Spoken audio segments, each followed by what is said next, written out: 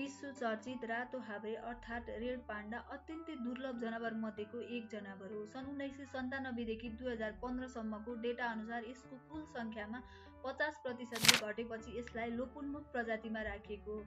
यसको विश्वभर कुल सङ्ख्या 10,000 मध्ये नेपालमा लगभग 1,000 रहेको पाइन्छ।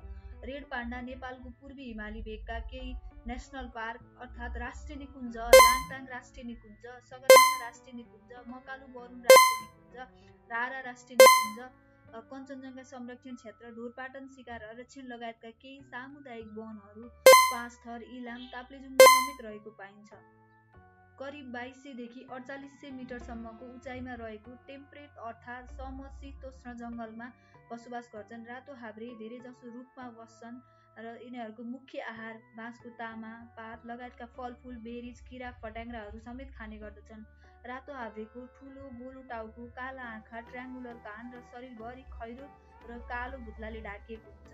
यिनीहरूको उचाइ 0.4 मिटर र शरीर 0.7 मिटर, पुच्छर 0.4 मिटर लामो हुन्छ। यिनीहरूको तौल 3 देखि 4 केजीसम्मका हुन्छन्। यिनीहरू सञ्चारका लागि विभिन्न किसिमका आवाज निकालेर गर्ने गर्दछन्। रातो हाब्रेले फरेस्ट इकोसिस्टम र ग्लोबल इकोसिस्टममा एकदम महत्त्वपूर्ण भूमिका खेलेको हुन्छ। पाण्डा लोप हुनुको मुख्य कारण यिनीहरूको वासस्थान लोप हुनु, वनजङ्गल फडानी हुनु, चोरी सिकारी बढ्नु हो। नेपालको राष्ट्रिय निकुञ्ज तथा वन्यजन्तु संरक्षण ऐन अनुसार वन्यजन्तु तस्करी तथा ओसार पसारमा संलग्न भएमा वा भएको थाहा पाएमा 5 देखि 15 वर्षसम्म जेल, 5 देखि 10 लाखसम्म जरिमाना वा दुवै सजाय हुन सक्दछ।